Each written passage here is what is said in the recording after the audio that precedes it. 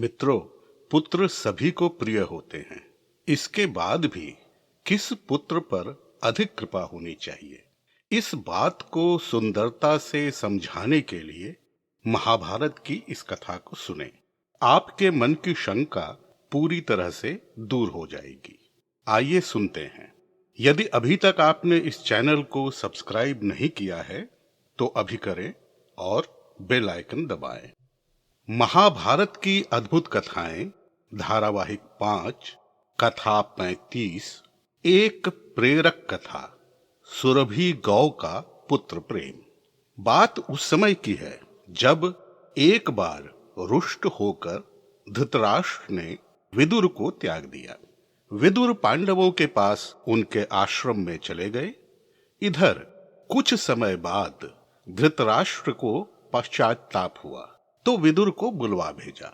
विदुर के पुनः आने का समाचार सुनकर दुर्योधन को अच्छा न लगा, क्योंकि उसकी सोच थी कि विदुर धर्म का नहीं बल्कि पांडवों का साथ देते थे।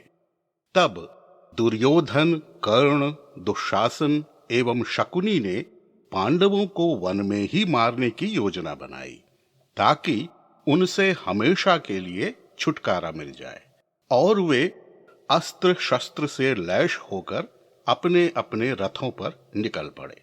तब व्यास जी ने उन्हें रोका और धृतराष्ट्र से जाकर कहा, तुम्हारे पुत्र दुर्योधन ने अनुचित विधि से पांडवों को वन में भेज दिया। निश्चय ही वे सत्यनिष्ठ 13 वर्ष के बाद ही आएंगे, किंतु तुम्हारा यह पुत्र उनके वध की इच्छा रखता है, जो अनुचित है। इसे शांत करो, अन्यथा अनर्थ हो जाएगा। धृतराष्ट्र ने कहा, भगवन, आपकी बात सही है। जुए का खेल मैं भी अच्छा नहीं मानता। यह मेरा पुत्र अविवेकी है, किंतु मेरा ही पुत्र है। व्यास जी ने कहा, उचित है, पुत्र सभी को प्यारे होते हैं। सुनो, एक इतिहास सुनाता हूं जो सुरभि गौ एवं इंद्र के संवाद के रूप में है। यह तुम्हारे निर्णय लेने में सहायक होगा। एक बार की बात है, गोमाता सुरभि स्वर्गलोक में जाकर फूट फूट कर रोने लगी। इंद्र को बड़ी दया आई और उन्होंने पूछा, शुभे, तुम क्यों रो रही हो? तुम्हारा इस प्रकार रोना किसी अल्प कारण से नहीं हो सकता। बताओ क्या हुआ? सुरभि ने कहा, देवेश्वर, मुझे अपने पुत्र के लिए शोक हो रहा है, इसी कारण से रो रही हूं। इंद्र ने पूछा, क्यों, क्या हुआ? विस्तार से बताओ। सुरभि बोली, देखिए देवेश, वह किसान किस प्रकार मेरे पुत्र को डंडे से मार रहा है। वह मेरे इस दुर्बल पुत्र को कभी चाबुक से तो कभी डंडे से मारता रहता है। यह दुख मुझसे सहा नहीं जाता। वह जुए के भार को उठाने में भी असमर्थ हो रहा है, फिर भी उसे पीड़ा दी जा रही है। इंद्र ने कहा, कल्याणी, तुम्हारी यह बात तो सही है, किंतु तुम्हारे तो सहस्रों पुत्र इसी प्रकार की पीड़ा पा रहे हैं। क्या उनके लिए तुम्हें दुख नहीं होता? सुरभि ने कहा, देवेंद्र, सच है कि मेरे सहस्रों पुत्र हैं और उन सब के प्रति समान भाव ही रखती हूं, किंतु दीनहीन पुत्र के प्रति दया अधिक उमड़ आती है।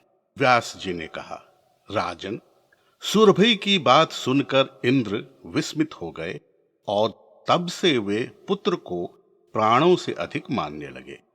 फिर उन्होंने किसान के कार्य में विघ्न डालते हुए भारी वर्षा कर दी। राजन, इस प्रसंग में सुरभि ने जो कहा वह ठीक है। कौरव और पांडव सभी तुम्हारे पुत्र हैं, किंतु जो वर्तमान में दीनहीन दशा में हैं, उन पर आपकी कृपा अधिक होनी चाहिए। धृतराष्ट्र ने कहा, आपने उचित कहा मुनिवर, और भीष्म, द्रोणाचार्य एवं विदुर ने भी ऐसा ही कहा है। मैं वही करूंगा जो आप कहेंगे। आपसे विनती है कि आप ही मेरे पुत्र दुर्योधन को शिक्षा दें ताकि वह उचित मार्ग पर आ जाए। व्यास जी ने कहा, इस हेतु मुनि मैत्रेय आ रहे हैं। वे ही कुल की शांति के लिए तुम्हारे पुत्र दुर्योधन को शिक्षा देंगे। ऐसा कहकर व्यास जी चले गए। मित्रों, इस बात में संदेह नहीं कि सभी संतान माता पिता को प्यारे होते हैं, किंतु यदि कोई दीनहीन अवस्था में पड़ा है तो उस पर अधिक कृपा होनी चाहिए। कथा के बारे में अपने विचार अवश्य रखें ताकि उत्साहवर्धन हो सके। मिलते हैं एक और अद्भुत कथा के साथ। तब तक आप सुखी और सानंद रहें। जय भोलेनाथ।